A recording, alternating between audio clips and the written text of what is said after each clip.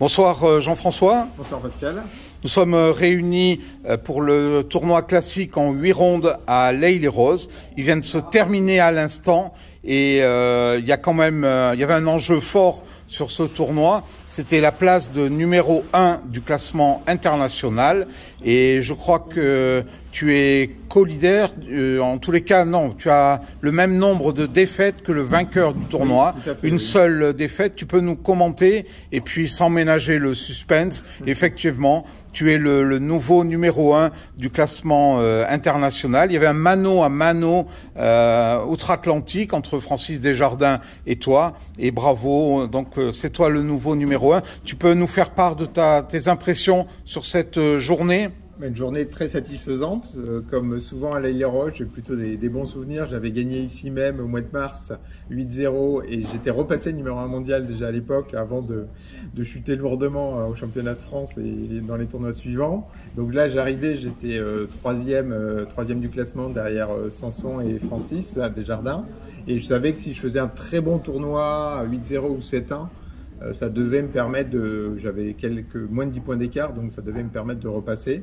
Et donc j'ai gagné les 5 matchs de poule, j'ai perdu l'avant-dernier match contre Hervé Mollard, qui finalement gagne le tournoi puisqu'on est ex-aequo à 7-1, mais il m'a battu donc il gagne le tournoi. Mais en finissant deuxième à 7-1 également, je gagne je crois 12 points de cote et donc voilà, ça me permet de repasser numéro 1 de quelques points devant Francis. Donc on peut dire que l'Haye-les-Roses est véritablement ton jardin.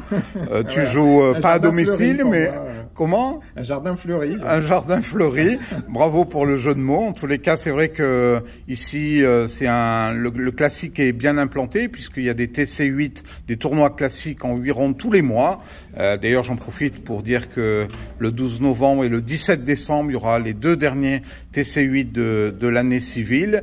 Et effectivement, c'est un rendez-vous régulier qui est apprécié de la part des joueurs franciliens. Alors, est-ce que sur cette journée, tu as eu... alors, le résultat est là, mais est-ce qu'il y a eu quelques victoires étriquées? Oui, il y a eu pas mal de matchs serrés, y compris en poule d'ailleurs, où je gagne parfois de quelques dizaines de points seulement, avec des matchs serrés, des écarts à remonter, donc une concentration nécessaire jusqu'au bout.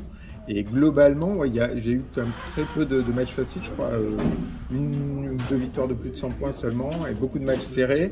Heureusement, j'ai quasiment tout le temps réussi à m'en tirer, en gagnant au final parfois de 10 ou 20 points seulement. On te sait adepte de cette formule de jeu, passionné même. Tu excelles en duplicate et en classique.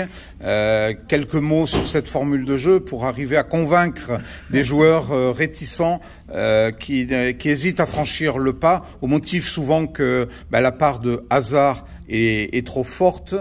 Qu'est-ce que tu as à répondre à ces joueurs-là? Je dirais qu'il suffit de regarder le classement, puisque finalement le podium au mondial aujourd'hui en classique au niveau du classement, c'est donc Sanson, Francis Desjardins et moi, qui sommes aussi 3 parmi les meilleurs joueurs duplicate. On a tous été champions de France ou champions du monde, tous les 3. Donc voilà, ça montre bien que le duplicate, le classique n'est pas une question de chance, ou en tout cas pas seulement une question de chance, et que la chance se nivelle sur la durée, et ensuite ce qui va faire la différence, c'est à la fois les compétences qui sont aussi celles du duplicate, le vocabulaire, la rapidité à voir les mots, d'où les places qu'on occupe avec Sanson, Francis. Et puis après, il y a la stratégie du classique. Et là, il faut pratiquer, je pense, régulièrement pour continuer à s'améliorer. Parce que le classique est finalement beaucoup plus complexe que le duplicate en termes de facteurs à maîtriser. Et donc, je pense qu'on peut encore plus s'améliorer au classique année après année. Au duplicate, au bout d'un moment, je pense qu'on atteint peut-être ses limites. Et on peut se maintenir, mais voilà, c'est difficile de s'améliorer au bout d'un moment, alors qu'en classique, on peut toujours s'améliorer sur la tactique. C'est un beau plaidoyer pour cette formule de jeu. Effectivement, quels sont tes prochains objectifs? Il va y avoir notamment l'Open de France avant la fin de l'année à Grenoble, sur le comité Dauphiné-Savoie. Il y aura 2 événements forts dans le comité Dauphiné-Savoie en fin d'année, puisqu'il y a Aix-les-Bains avec surtout des grandes compétitions en duplicate là, donc sur la fin de la dernière semaine d'octobre, et notamment donc le grand tournoi plus, je crois, cette année championnat de France de Blitz, et championnat original aussi, me semble. Et affirmatif. Ensuite, effectivement, donc en novembre, toujours dans le comité Dauphiné-Savoie, l'Open de France, l'un des grands événements classiques de la saison. Et tu envisages de participer à la fois au Festival fédéral et puis à l'Open de France? Tu seras présent sur ces deux compétitions? Je vais essayer, à voir, mais à Aix, c'est sûr, je suis inscrit et je vais venir, effectivement, à l'Open de France. Comme ça vient, je crois, tout juste d'être calé à Grenoble, il faut que je vois en termes d'organisation. D'accord. Si ça peut s'arranger. Entendu. Est-ce que tu peux parce que ça a fait couler pas mal d'encre ces dernières semaines, ces derniers mois, est-ce que tu peux nous faire part de la réforme du classement, notamment sur les qualifs 1, 2, 3, qui auront lieu d'ailleurs le week-end prochain. Et donc elles sont ouvertes, puisque les premières séries et même les super séries ne sont plus qualifiées d'office. Le bureau directeur, dans la réforme qui a été présentée au conseil d'administration au mois de juin 2023 et validée par une très grande majorité des comités, a souhaité que les joueurs de première série et de super série participent à la qualif 1, 2, 3. Quel est ton point de vue sur cette réforme du classement, et est-ce que tu participeras à la qualif 1, 2, 3? Oui, du coup je me suis inscrit pour jouer le dimanche prochain. Bon, en fait j'ai pas joué depuis Bulle, donc ça me fera un petit galop d'entraînement avec Aix-les-Bains. À la limite, à ce niveau-là, au niveau calendrier, ça tombe pas mal. Ça me fera un tournoi de reprise, on va dire, avant l'épreuve, l'objectif qui est Aix-les-Bains à la fin du mois. Voilà, et bon, après sur le fond, je pense qu'on pourrait peut-être quand même envisager que au moins les tout meilleurs, ceux qui ont été déjà champions de France, champions du monde, soient qualifiés d'office, peut-être, je sais pas, voir les super séries français, je crois qu'il y en a une vingtaine. Et après, bon, que les autres, y compris première série, fassent une qualification, bon, pourquoi pas, effectivement. Bon, de toute façon, cette réforme, c'est la première année, elle est en test. On en tirera les leçons le moment venu. Et effectivement, il peut y avoir quelques ajustements pour faire évoluer ce règlement.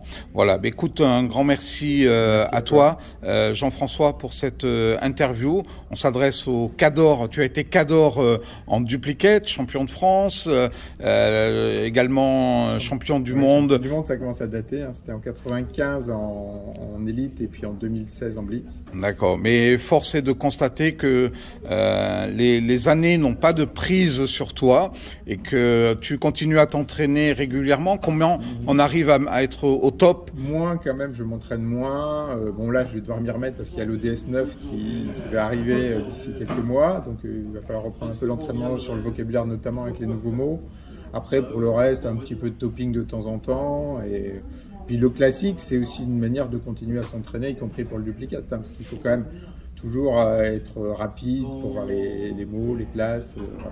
Donc, allez, je vais te tester sur un 7 lettres ODS9. Je ne les connais pas. Donc, tu les as pas? Non, pour l'instant, je préfère attendre Aix-les-Bains pour pas risquer la confusion. Donc... Allez, alors sans connaître la solution, qu'est-ce que tu joues avec Fumage, F-U-M-A-G-E, plus E d'Égypte?